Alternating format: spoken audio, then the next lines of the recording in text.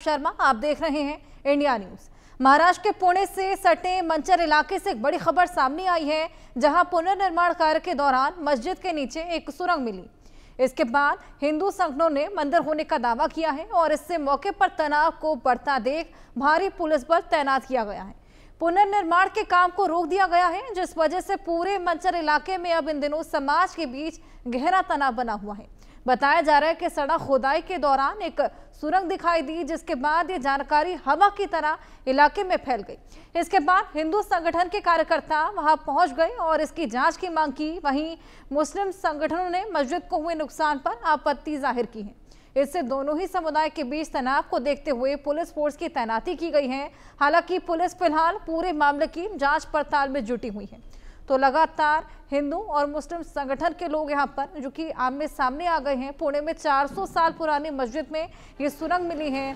पुणे में मस्जिद के नीचे सुरंग मिलने से विवाद गहरा गया है। मस्जिद के नीचे सुरंग मिलने पर हिंदू मुस्लिम में तनाव फैल गया है। हिंदू संगठनों ने मंदिर होने का दावा किया है। पुणे के मंचर इलाके में पुलिस बल को इस पूरे विवाद को देखते हुए, तनाव को देखते हुए तैनात करना पड़ा है।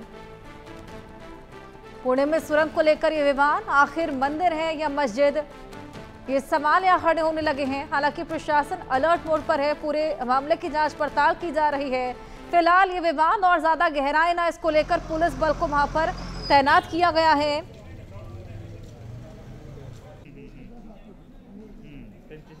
तो पुणे में मस्जिद के नीचे मंदिर खींची तलवार मिली है। पुणे में मस्जिद के नीचे सुरंग मिलने से विवाद गहरा गया है। मस्जिद के नीचे जो रहस्यमय सुरंग मिली है, उसमें पुणे में 400 साल पुरानी मस्जिद में सुरंग मिली। सुरंग मिलने के बाद विवाद बढ़ गया है। खुदाई के दौरान सुरंग दिखने से हड़कंप मचने लगा है। अब हिंदू मुस्लिम संगठनों के बीच ये विवाद, हिंदू मुस्लिम पक्ष आमने सामने आ गए हैं। हिंदू संगठन का हालांकि मंदिर होने का दावा, वहीं मस्जिद के नीचे सुरंग मिलने पर हिंदू मुस्लिम के बीच में अब तनाव बढ़ता जा रहा है। सड़क निर्माण के दौरान जो मस्जिद गिरी थी, जो मस्जिद की दीवार गिरी थी, उसके चलते अब मलबे के नीचे सुरंग जैसा स्ट्रक्चर दिखा। पुणे के मंचर इलाके में फिलहाल पुलिस बल की तैनाती जो लगातार इस पूरे मामले में नजर बनाए हुए है, जांच पड़ताल कर रही है और किसी भी तरह से अशांति की व्यवस्था न फैले, इसको सुनिश्चित किया जा रहा है। लेकिन अब हिंदू संगठन जो मंदिर होने का दावा कर रहे हैं, सुरंग को देखने के बाद फिलहाल ये बेहद बड़ा चर्चा का विषय तो बना ही है, लेकिन जांच पड़ताल का विषय भी बन गया है। अब देखना होगा प्रशासन का क्या रुख इसको लेकर रहता है, किस तरीके से इसकी जांच पड़ताल आगे बढ़ाई जाती है। लेकिन फिलहाल हिंदू और मुस्लिम समुदाय के बीच बेहद बड़ी जंग छिड़ती हुई नजर आ रही है। इसी को लेकर और बातचीत करेंगे। हमारे साथ स्वामी शैलेशानंद गिरी महाराज महामंडलेश्वर हैं और ये जुड़ गए हैं। बहुत स्वागत है आपका स्वामी जी। स्वामी जी, जिस तरीके से ये मस्जिद के नीचे ये सुरंग मिली है, ये कैसे बताती है कि यहाँ पर मंदिर रहा होगा?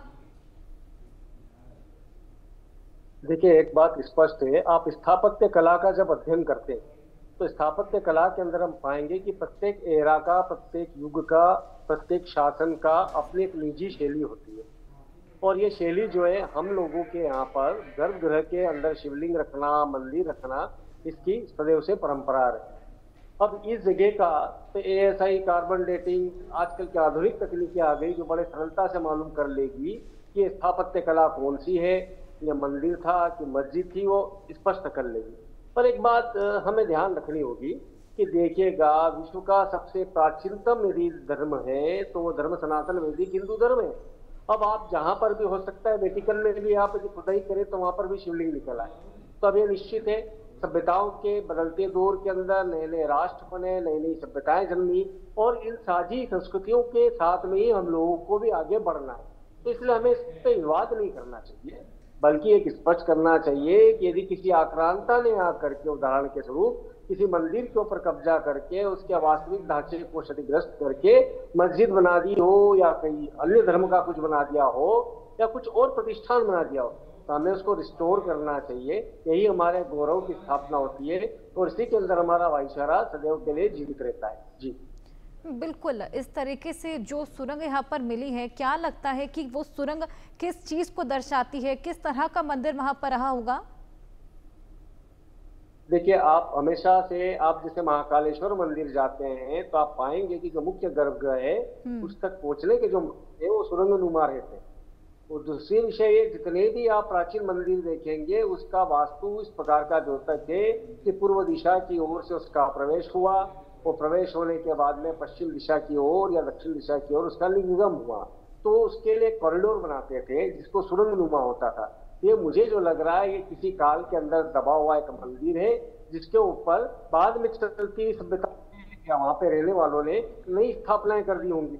तो मैं उसे कहीं से कहीं तक ये नहीं कहता कि इसको हम आपस में विवाद करके कोई निर्णय लें, बल्कि इसे हमें वैज्ञानिक अन्वेषण और अनुसंधान के ऊपर छोड़ना चाहिए, ताकि वहां पर कार्बन डेटिंग के आधार पर उसका आयु मालूम पड़ जाए, उसका स्टाइल ऑफ आर्किटेक्ट मालूम पड़ जाए, जिससे कि साबित हो सके कि कौन सी विचारधारा से समर्थित स्थान है। बिल्कुल, लेकिन वहीं जो मुस्लिम संगठन है, जो मुस्लिम समुदाय है, उनका कहना है कि वहां पर कोई कब्र बनी हुई है और उसी के वो अवशेष हैं, उसी का वो जो हिस्सा है और उसको वहां पर मंदिर के रूप में दर्शाया जा रहा है। देखिएगा, मैं एक नागा संप्रदाय का महामल्लेश्वर, जब मेरी मृत्यु होगी तो मुझे गाड़ने के बाद वहां मेरी समाधि बनाई जाएगी और उसके ऊपर मंदिर बना दिया जाएगा।